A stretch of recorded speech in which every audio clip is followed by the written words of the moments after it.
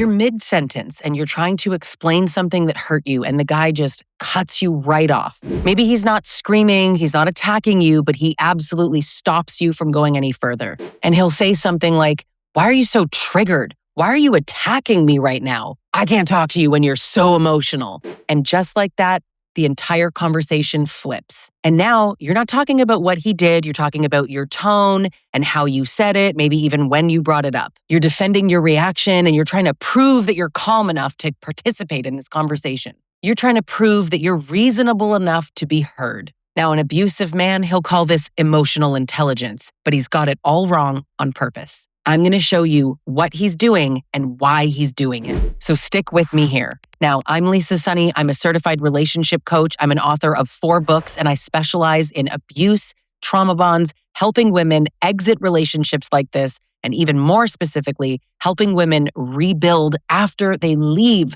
abusive men like this.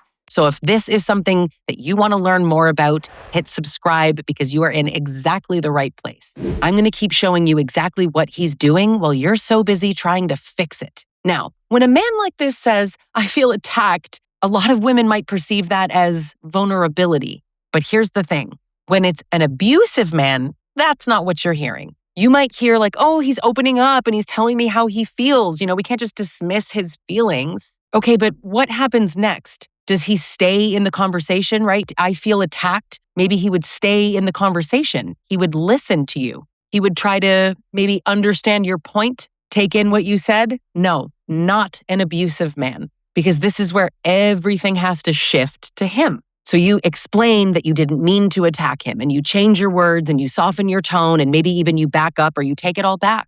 Note, the original issue, gone. That's not him sharing his feelings. No, he's redirecting the issue. And you want to know where he's directing it from? Accountability. You got it. He does not have to respond to your pain if he positions himself as the victim of what you're saying or how you're saying it. Women are socialized and trained to respond to that. We see distress, we move towards it. Men see distress and they think you're being manipulative and emotional. You're triggered, that phrase, "you're triggered," it is just code for stop talking, right? He might as well just say STFU. And you see this everywhere now, right? I mean, I'm perpetually online, but you see it in comment sections all the time. The moment you challenge, it's like, "Oh, you're triggered. You're so triggered. Oh, these women are so triggered." I don't think a lot of these men even really know what the word triggered means, but I'm not here to explain dictionary definitions of words to men who willfully misunderstand. When he says, "You're triggered, God, you're dysregulated, you're so emotional, you need to calm down." When you hear that type of garbage, you need to understand what's really going on. He might say it aggressively, and then maybe you don't mistake it for concern. But if he's a really good kind of covert abuser, he might say it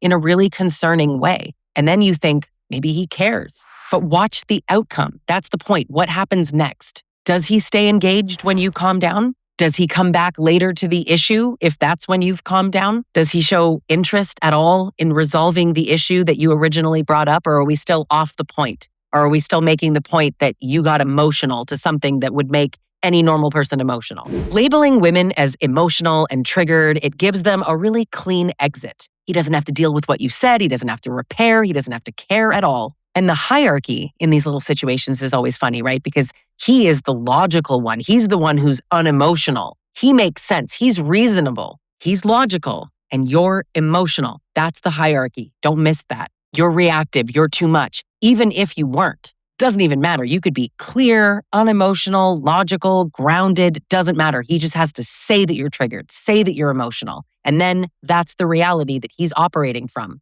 This whole thing, it just gives him the authority on how the conversation should move forward because, you're too emotional. So it doesn't matter if you are or you aren't, which is a double bind. A man who benefits from you making yourself smaller is always going to say that you're too much. Your full expression, that's extremely inconvenient to a man like this. And these guys, a lot of them will use the language of growth, right? We call it weaponized therapy speak. Yes, this is where things get really twisted because he knows the words. He learned the word triggered. He learned the word boundaries, regulation, safe space, accountability. He knows the words. Maybe he picked them up from his own therapist's office. Maybe he picked them up from social media. It doesn't matter. But when a man like this uses those words, an abusive man, he's weaponizing them. He's using these words to manage you and avoid accountability. Because accountability would sound like, okay, you're right. I can see how much I hurt you. But what you get from him is, well, I'm not going to engage with you when you act like this. Yeah, of course not, because this allows him to avoid accountability.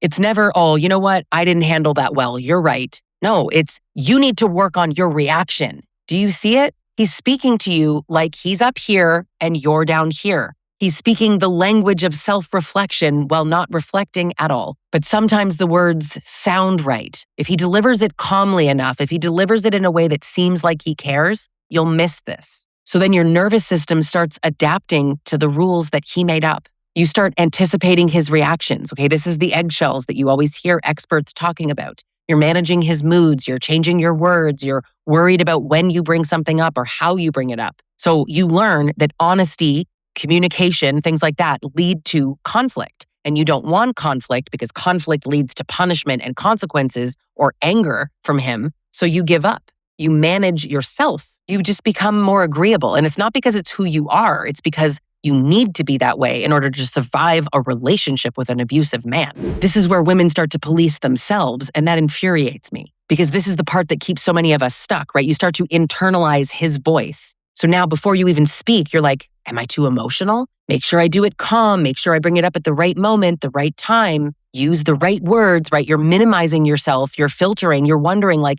is this even worth bringing up? It's a closed loop. It just reinforces you were the problem the whole time. And I want to be very clear here. A lot of people will say, well, this is miscommunication or it's how people talk.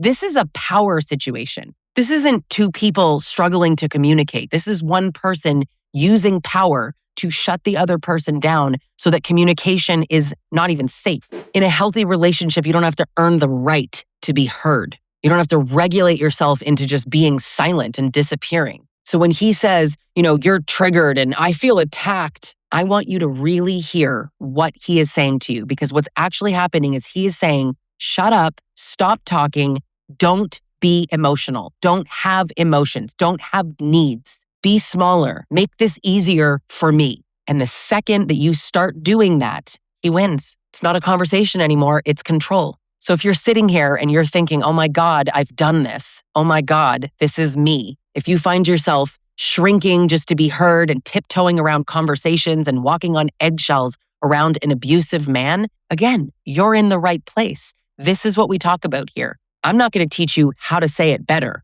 but I am going to teach you how to step into yourself. I teach women how to leave relationships like this and rebuild themselves, find their identity, find their voice, self-respect, self-love.